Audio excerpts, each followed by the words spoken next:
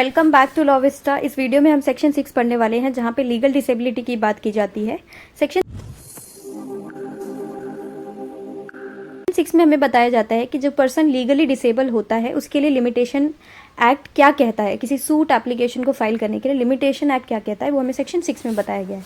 तो सेक्शन 6 में हमें क्या बताया जाता है कि अगर कोई पर्सन किसी सूट को इंस्टीट्यूट करने के लिए एंटाइटल है या फिर एप्लीकेशन करने के लिए एंटाइटल है। एप्लीकेशन किसका है? Application for execution of decree. तो ये आपको याद रखना है कि सूट है और एप्लीकेशन है। एप्लीकेशन भी जो है वो एक्सक्लूसिवली एग्जीक्यूशन ऑफ डिक्री के लिए है। इज वो person is at the time from which the prescribe period is to be reckon a minor, insane और एन इडियट। जिस दिन से जो प्रिस्क्राइब पीरियड है उसका कैलकुलेशन करना है उस दिन वो क्या है? माइनर है, इनसेन है या फिर वो इडियट है। ये तीनों जो है लीगल डिसेबिलिटीज हमें सेक्शन 6 में बताई गई है।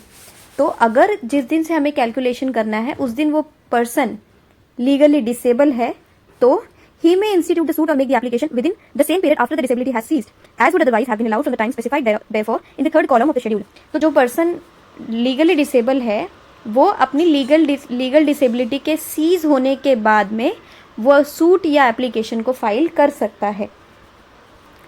फॉर एग्जाम्पल, एक ए पर्सन है जो माइनर है, वो माइनर है और उसे एक सूट फाइल करना है।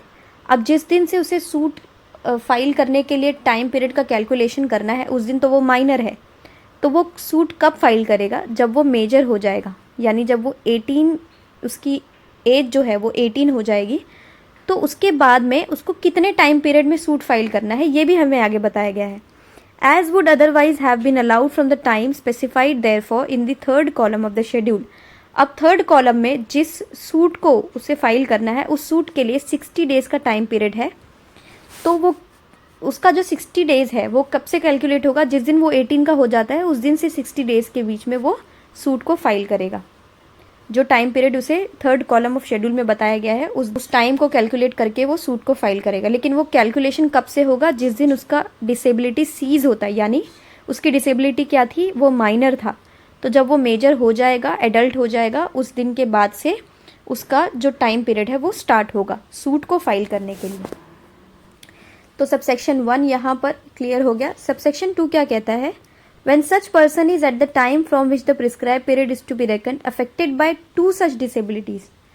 अगर वो पर्सन के पास में एक नहीं बल्कि दो डिसेबिलिटीज हैं या फिर एक डिसेबिलिटी खत्म होने के बाद में दूसरी डिसेबिलिटी आ जाती है और where before his disability has ceased he is affected by another disability। अगर एक ए पर्सन है, वो माइनर है और माइनर होने के साथ साथ में वो इंसेन भी है, यानी उसके पास अब दो डिसेबिलिटीज आ गई। तो ऐसे केस में क्या होगा?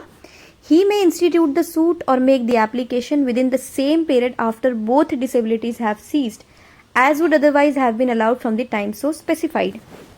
तो जब उसकी दोनों डिसेबिलिटी सीज हो जाएंगी, यानी जब वो मेजर भी हो जाएगा और जब वो उसकी इंसेनिटी खत्म हो जाएगी, दोनों डिसेबिलिटीज के सीज होने के बाद में जो टाइम पीरियड उसको दिया गया है सूट फाइल करने के लिए या एप्लीकेशन करने के लिए, उतने टाइम पीरियड में वो सूट या एप्लीकेशन को करेगा।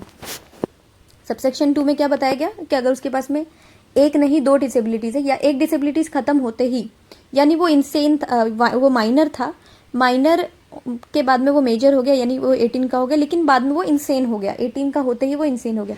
तो यानी अब उसके पास दूसरी डिसेबिलिटी आ गई। अब जब तक उसकी इंसेनिटी खत्म नहीं होगी तब तक के लिए उसका टाइम पीरियड आगे बढ़ जाएगा। सबसेक्शन 3 क्या कहता है? When the disability continues up to the death of that person। अगर उसकी डिसेबिलिटी उसके डेथ तक कंटिन्यू होती है। फॉर एग्जाम्पल कि यही ए पर्सन अगर इंसेन है, फॉर एग्जाम्पल ये इंसेन है, अब उसकी इंसेनिटी उसके डेथ तक जाती है, यानी उसकी डेथ हो जाती है लेकिन उसकी इंसेनिटी खत्म नहीं होती है, उसकी डिसेबिलिटी सीज नहीं होती है। Disability continues up to the death of that person, his legal representative may institute the suit और मेक द एप्लीकेशन। तो जो ए के लीगल रिप्रेजेंटेटिव है उसकी डेथ के बाद में उसके लीगल रिप्रेजेंटेटिव सूट या एप्लीकेशन को करेंगे within the same period after the death as would otherwise have been allowed from the time so specified. यानी जो उसकी इंसेनिटी खत्म होती तो उसको 60 डेज का टाइम पीरियड मिलता है फॉर एग्जाम्पल सूट फाइल करने के लिए।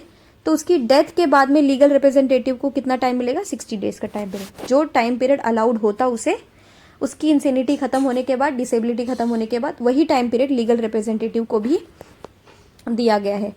सबसेक्शन 4 क्या कहता है? Where the legal representative referred to in subsection 3 is at the date of the death of person whom he represents affected by such disability. The rules contained in subsection 1 और 2 shall apply.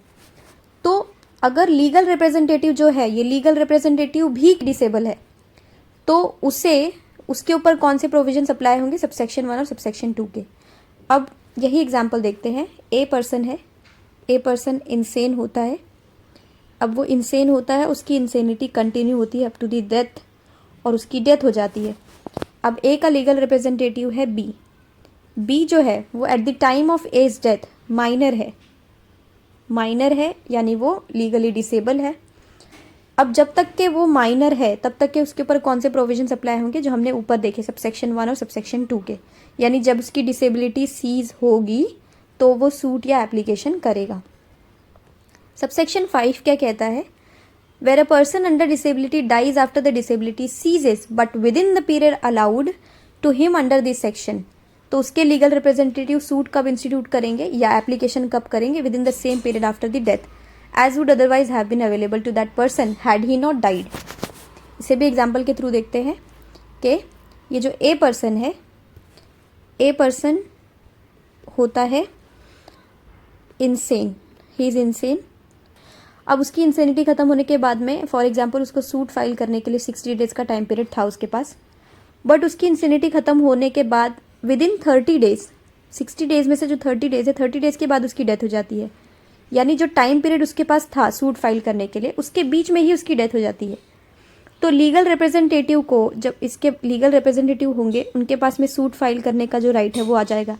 Legal representative को दोबारा से death के बाद 60 days का time period, तो जो legal representative है उनको दोबारा से 60 डेज का टाइम पीरियड नहीं मिलेगा। With in the left over 30 days उनको वो सूट फाइल करना पड़ेगा।